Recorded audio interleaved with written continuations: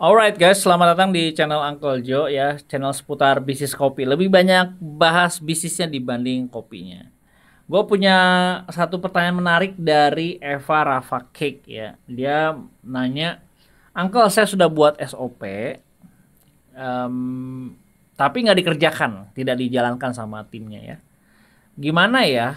Sudah di-share di grup, sudah di-print juga gitu. Mungkin di-print ditempel di mana-mana lah, di dapur, di kulkas, di mana-mana lah ya.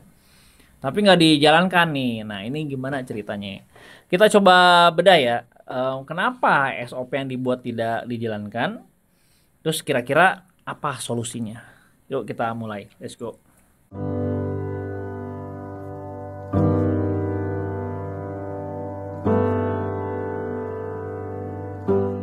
Alright, teman-teman, sebelum kita membahas soal SOP ini tidak berjalan atau sistem yang kita bangun tidak ya tidak running well lah di dalam bisnis kita, itu pertama-tama perlu disadari dulu bahwa kekayaan atau kesuksesan kita itu dibangunnya sama diri kita, bukan orang lain, ya.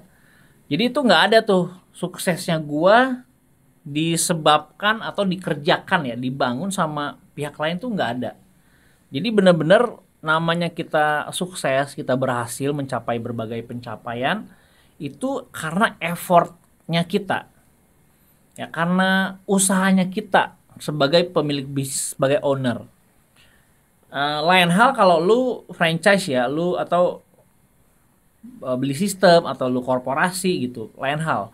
Tapi kalau lu masih di UMKM, masih merintis sama kayak gua, ya SOP itu atau kesuksesan kita itu dibangun sama diri kita, bukan orang lain. Nah, SOP kenapa nggak dikerjakan sama tim kita? Menurut gue itu wajar gitu, normal. Karena ya, wong kitanya juga nggak melakukan gitu. Jadi gue to the point aja, kalau SOP yang kita bikin, berharap orang lain kerjakan, gue rasa kalau di level UMKM nggak gitu. Mereka nurut, tapi di belakang lu bakal beda gitu ya. Kita tuh kan pengen baik di depan lu maupun di belakang lu sama kan kualitas tim kita kan. Nah, SOP itu harus dikerjakan sama kita sendiri, baru nanti orang lain ngikutin. Jadi kuncinya tuh di duplikasi ya teman-teman. SOP itu soal duplikasi. Kalau SOP-nya terlalu canggih atau terlalu rumit, ya susah diduplikasinya. Lu harus pecahkan. SOP itu harus mudah dikerjakan gitu, harus simple ya. Jadi teman-teman, sebelum kita berharap orang lain melakukan SOP, kita dulu harus melakukan SOP. Satu-satunya orang paling penting yang perlu menjalankan sebuah SOP adalah diri lu sendiri, ya, diri gua sendiri. Ya, ketika gua bikin satu SOP ataupun satu sistem di Uncle Joe Kopi, ya gua yang harus bikin, yang harus melakukan dulu. Contoh, misalkan lu nggak mau anak-anak itu membiarkan sampah berserakan di lantai, ya. Lu nggak bisa, lu sebagai bos bisa serta merta lu tinggal suruh tolong beresin dong gitu, lu bisa gitu. Tapi mereka akan melakukan itu kalau ada perintah dari lu, bukan dengan kesadaran mereka sendiri. Nah, caranya gimana nih supaya mereka secara sadar melakukan hal-hal seperti itu? Cuma satu, yaitu mereka perlu contoh. Siapa yang memberi contoh? Ya, gitu. Jadi gue kalau pengen mereka pungutin sampah ya, gue harus kasih contoh dulu bahwa gue mengutin sampah. Gue pengen mereka ninggalin toilet dalam keadaan kering. Ya lu kasih contoh gitu, bahwa ketika lu keluar dari toilet, keadaan toiletnya kering gitu. Jadi teman-teman, SOP itu jangan kita buat SOP tapi kita nggak melakukan. Kan gue bosnya, gue ownernya. Ya nggak gitu konsepnya teman-teman. Jadi kalau kalian mau diduplikasi, ya kalian harus kasih contohnya. Gitu, harus diberikan contoh mereka-mereka ini, tim kita ini. Jadi bukan cuma share di WhatsApp grup berharap dijalankan sama mereka, enggak gitu guys. Jadi memang harus kita kasih contoh ya. Berapa lama Uncle memberikan contoh soal SOP ataupun soal habit culture yang mau dibangun? 90 hari ya, berdasarkan apa yang gue pelajari ya dari berbagai seminar, dari berbagai buku yang gue baca.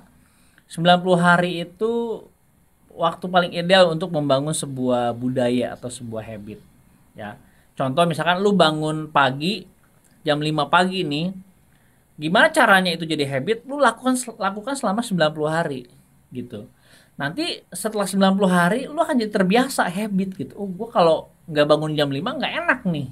Karena sudah habit ya. Contoh paling bisa gue kasih lihat adalah soal barista ya. Barista itu kalau dia banyak yang nanya ke gue, Uncle di tempat lu ada jatah minuman nggak gitu ya. Barista tuh jatah minum per hari atau jatah makan gitu ya. Gue jawab enggak gitu. Mereka kalau mau minum menu yang ada di situ yang di kedai, mereka harus beli gitu. Harus beli dengan uang mereka sendiri, masuk ke dalam sistem.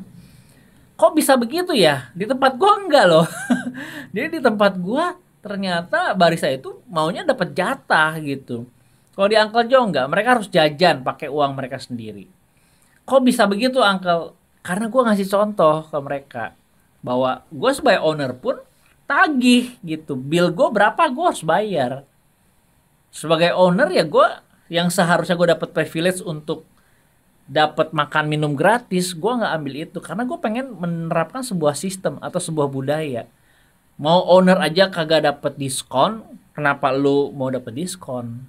Kenapa lu mau gratis? Gua aja bayar kok gitu. Kasih contoh dulu ya. Jadi penerapan SOP kenapa nggak dikerjakan? Sudah di-share di grup, sudah di-printing juga, ditempel di mana-mana. Karena mereka belum pernah melihat contohnya. Ataupun ada contohnya nggak konsisten gitu. Misalkan lu ngasih contoh nih, udah gak Uncle, gue udah ngasih contoh kok selama 2 minggu gitu. Kurang ya. Nah kalau memang ini SOP ini mau lu jadikan habit, budaya atau culture di tempat lu lakukan bukan cuma 90 hari, lu sebagai owner, lu melakukan selama-lamanya gitu. Ya, selama lu ada di situ, ya lu lakukan aja udah jadi habit lu, jadi budayanya lu gitu. Jadi lu nggak perlu mempertanyakan kenapa nggak diikutin. Ya itulah bedanya bos dengan leaders ya. Leaders itu nggak perlu banyak bicara, tapi mereka ngikutin gitu, banyak pengikutnya. Kalau bos kan diikutin gara-gara ya mereka digaji sama lu gitu. Nah kalau leader, dia bisa menggerakkan timnya, sekalipun mereka tuh mungkin nggak dibayar gitu. Mereka tuh ngikutin lu. Jadi ciri-ciri pemimpin tuh mereka punya followers gitu ya, punya followers. Nah sekarang pertanyaannya, lu mau gak mendevelop budaya atau culture secara konsisten? Kalau kadang-kadang gak akan jalan.